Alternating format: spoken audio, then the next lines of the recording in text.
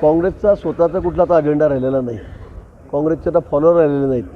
इतकी वाईट अवस्था आहे की या महाराष्ट्रामध्ये तर कुठे महापालिका असेल, कुठे नगरपालिकेमध्ये असेल, कुठे विधानसभेमध्ये त्यांचं कुठलंही अस्तित्व राहिलेलं नाही. आता असं काहीतरी कुठे काही झालं की फक्त मग सांगायचं आम्ही आंदोलन करतो, 2-4-5 जणांना काळे झेंडे करून उभं राहायचं, घोषणा द्यायच्या, त्याशिवाय त्याचं आहे काय अस्तित्व? ते अस्तित्वच राहिलेलं नाही. तर म्हणून मला वाटतं मग आता अमित भाई येत आहेत तर मग आम्ही आंदोलन करू आणि करावं. या सगळ्या नीट नंतर अनेक काही पेपर फुटल्याचे काही प्रकार घडले, त्यानंतर काँग्रेसकडून अजूनही टीका केली जाते. ह्या परीक्षा घेता येत नाहीत, देश काय चालवणार असं हर्षवर्धन संकळ पुन्हा एकदा म्हणाले. देश चालला नाही, देश पळतोय. त्यांना म्हणा देश पळतोय. आपल्याकडे कुठे नेतृत्व तर नीट राहिलेलं नाही. आपले नेते कसे आहेत, काय बोलतात, कसे वागतात हे आपल्या सर्वांना माहीत आहे. आणि म्हणून सर्व जनता, सर्व देशवासी आता भाजपच्या पाठीशी आहे, आमच्या मित्रपक्षांच्या पाठीशी आहे, मोदीजींच्या पाठीशी आहे. आणि मग एक कोणाला सांगायला काय भविष्यकाळाची गरज आहे का?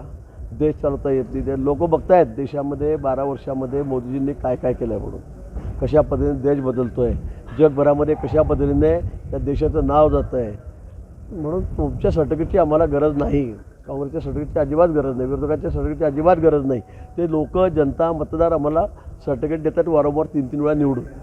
खरं तर या सगळ्या आंदोलनाची दखल घेत केंद्र सरकार देखील काही पावलं उचलण्याच्या तयारीत एका बाजूला असताना दुसरीकडे आपलेच काही खासदार जे आहेत ते काहीतरी वादग्रस्त वक्तव्य करत आहेत. त्यामुळे कारण कंगना राणावत यांनी जे वक्तव्य केलं आहे, कसं बघता एकूणच या? मला वाटतं असं कोणी स्टेटमेंट करता कामा नये.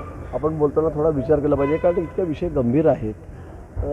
मोदीजींनी स्वतः त्या विषयामध्ये आता लक्ष घालून मोदीजी स्वतः त्या विषयात बोलत आहेत. त्यांनी आता परीक्षा पद्धतीमध्ये किती सुधारणा ते करत आहेत. तर मग असं असताना मला वाटतं आमदार असतील, खासदार असतील, मंत्री असतील, आपण थोडं तोडून मापून बोललो पाहिजे. ठाण्यातलं जे 2800 कोटी रुपयाचं TDR प्रकरण आहे ते खूप गाजताना पाहायला मिळतं. ठाण्यातलं 2800 कोटी रुपयाचं TDR प्रकरण खूप गाजताना पाहायला मिळते. वन विभागाने वेळेत खरं तर न्यायालयात जाणं, धाव घेणं अपेक्षित होतं, मात्र ती घेतलेली नाही आहे. त्यामुळे एकूणच सगळा बोजा होता महापालिकाची सगळ्या ह्याच्यावरती लोकांच्यावरती पडताना पाहायला मिळते. नाही, मला या संदर्भात माहिती नाही. जे काही गुन्हे दाखल झालेले आहेत त्या सगळ्या आंदोलकांवर, ते गुन्हे मागे घ्या, अन्यथा पुन्हा एकदा आंदोलन करू असा इशारा दिपकेंनी दिलेला आहे. मला वाटतं वारंवार सांगितलं की या गुन्ह्यांमध्ये विद्यार्थी आहेत, जे खरंच विद्यार्थी आहेत, त्यांचा संबंध आहे या विषयाशी, त्यांचा विषय वेगळा आहे. पण या आंदोलनाच्या पाठीमागे राजकीय आपल्याला कसा त्याचा फायदा उचलता येईल या हेतूने काही राजकीय पक्षाचे लोक, काही गुंड या ठिकाणी मस्ती करतो हे आपण बघितलेलं आहे. अटक झालेल्यामध्ये ज्यांचा काही शाळांशी पारशी संबंध नाही अशी लोक पकडलेले आहेत. त्याचा काय संबंध होतो या आंदोलनाशी? मला वाटतं अशा लोकांवर कारवाई झाली पाहिजे. पण जे खरं विद्यार्थी आहेत, ते खरं प्रामाणिकपणे या लढ्यामध्ये उतरलेले होते, त्याच्या बाबतीमध्ये आपण विचार करू शकतो. केंद्र सरकार विचार करेल, गृह खातं विचार करेल.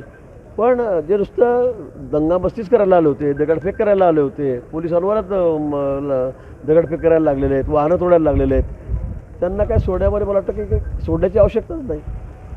जलसंपदा विभागात आपल्याकडे आहे, मात्र कर्नाटक एकीकडे कुठेतरी अलमट्टी धरणाची पाणी पातळी 517 मीटरपर्यंत ठेवायची असं जल आयोगानं सांगितलेलं होतं. मात्र त्याचं उल्लंघन केल्याचं पाहायला मिळते.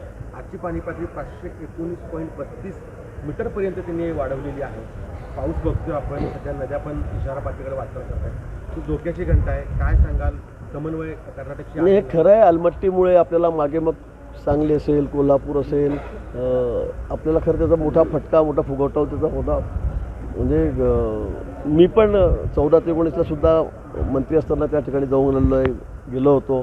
तर मला वाटतं कुठे केंद्र सरकारने त्या उंचीवाढीला परवानगी दिलेली नाही आहे, कुठे परवानगी दिलेली नाही. आणि त्याला आपण विरोधच केलेला आहे. महाराष्ट्र शासनाने विरोध केलेला आहे. मागच्या काळातही मुख्यमंत्री महोदयांनी अतिशय दिल्लीला जाऊन आपण आपल्या भावना त्या ठिकाणी कळवलेल्या होत्या. आणि मला वाटतं की तिथे कुठेही तसा प्रस्ताव येणार नाही किंवा आपण ते करू देणार नाही. असं जर अजूनही झालं असेल तर त्या संदर्भामध्ये निश्चित मुख्यमंत्री महोदय दखल घेतील आणि केंद्र सरकारकडे आपण त्या संदर्भात दाद मागू.